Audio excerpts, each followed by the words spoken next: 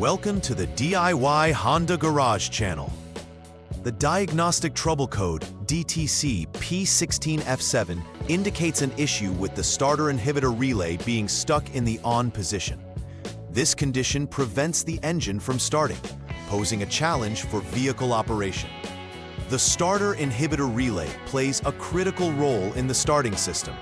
It ensures that the engine can only be started under specific conditions, such as the clutch pedal being pressed in manual transmission models.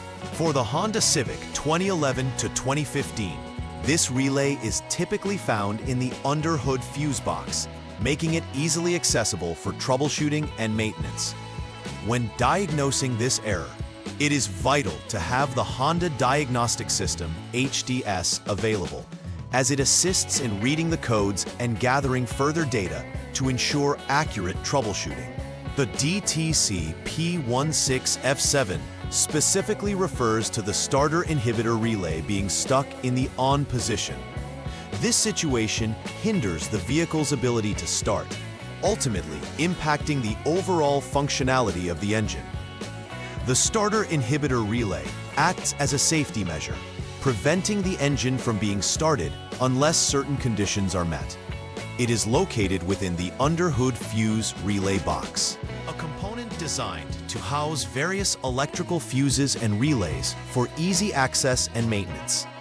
If this relay does not function properly, it could lead to a scenario where the engine doesn't receive the necessary signal to start, which is crucial for safe vehicle operation. Several potential causes may lead to the DTC P16F7 being triggered. One of the primary concerns is a faulty inhibitor relay that may fail to disengage properly. Additionally, an open circuit in the ATP-NP wire, which connects the clutch pedal position switch A to the engine control module, ECM, could prevent the proper functioning of this component. Another possible cause is a short circuit in the INH-RL wire, which may inadvertently supply power to the relay and keep it engaged. It is important to systematically address each of these causes during the troubleshooting process to restore normal functionality to the vehicle's starting system. The primary symptom associated with DTC P16F7 is that the engine will not start. This results from the starter inhibitor relay failing to disengage and thereby locking out the starting system. The presence of this DTC can be confirmed through the Honda Diagnostic System (HDS), which displays the code when an issue arises. Additional symptoms may include problems related to the clutch pedal itself. If the pedal position switch A is malfunctioning, it may not send the appropriate signals to the ECM, exacerbating engine startup issues.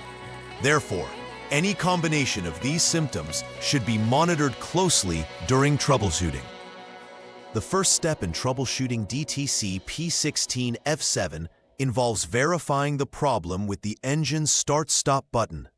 Start by placing the engine in the on mode to assess its readiness for diagnostics.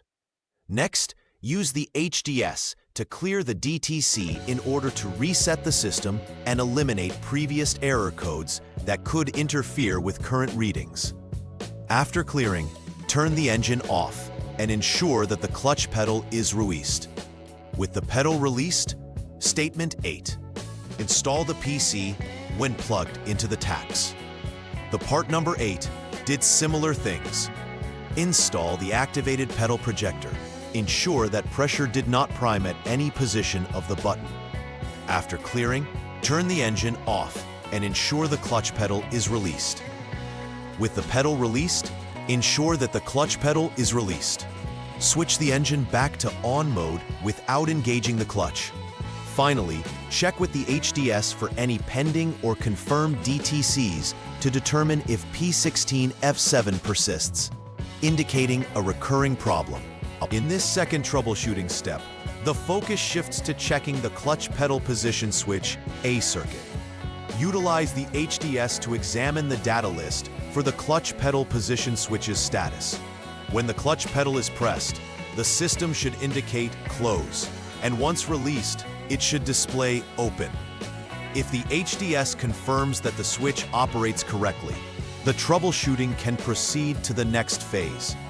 However, if the readings indicate a failure, you will need to repair an open circuit in the ATP-NP wire connecting the switch to the ECM. This step is critical, as an improperly functioning switch can prevent the vehicle from recognizing when it is safe to start the engine. Next, the focus moves to checking the functionality of the inhibitor relay itself in troubleshooting step 3. Begin by switching the engine off using the start-stop button. Then, carefully remove the inhibitor relay from the underhood fuse relay box for testing. It is crucial to inspect the relay for any signs of damage or malfunction. Once detached, test the relay to determine if it is functioning correctly and engaging as it should. If the relay tests out as okay, the troubleshooting process will continue to the next step.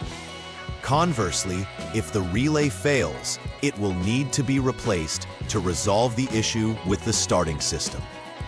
In this penultimate step of troubleshooting, begin by powering on the engine using the Start-Stop button. With the engine in the on mode, measure the voltage across the designated test points on the INH-RLY wire. Specifically, one test point is the inhibitor relay 4P socket number 2, while the other is connected to body ground. It is important to find a reading of 0.1 volts or less. If this is the case, the INH-RLY wire is deemed satisfactory. In this instance, you would then proceed to repair any shorts in the ATP-NP wire connecting the relay and the ECM. Alternatively, if the reading is above 0.1 volts, this indicates that there is a short to power, prompting the need to repair the short in the INH-RLY wire connecting the starter cut relay to the inhibitor relay.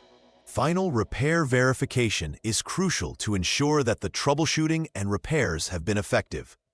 Start by confirming that the DTC has been cleared using the Honda Diagnostic System, HDS. After confirming the DTCs are clear, restart the engine to check for successful operation. It is essential to monitor if the engine starts without any issues, as this indicates that the repairs addressed the root cause of the problem. Finally, check with the HDS for any new or previously existing DTCs to confirm that they are not present. Achieving a successful start without any additional codes signifies that the repair process was successful and the vehicle is prepared for continued use. Preventive maintenance is essential to avoid recurring issues associated with DTC P16F7. Regular inspection of the relay connections can help identify faults before they lead to a no-start condition. It's also imperative to ensure the proper functioning of the clutch pedal to guarantee that the pedal position switch accurately reflects its status. Scheduling periodic diagnostic checks using the HDS can assist in catching early signs of electrical or mechanical issues. Simple maintenance steps may save time and money in the long run, keeping the vehicle reliable on the road. Striving for a proactive approach helps optimize vehicle performance and enhance safety. In conclusion, tackling DTC P16F7 involves a thorough understanding of the starter inhibitor relay system and its interactions with other components, such as the clutch pedal position switch and the ECM. Proper troubleshooting steps, verified through the HDS, are essential in identifying the cause of the issue.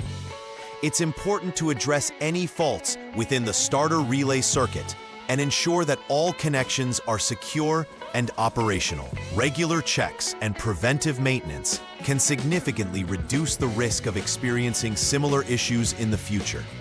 By following these recommendations and utilizing the HDS for accurate diagnostics, vehicle owners can ensure their Honda Civic remains reliable and performs optimally over time.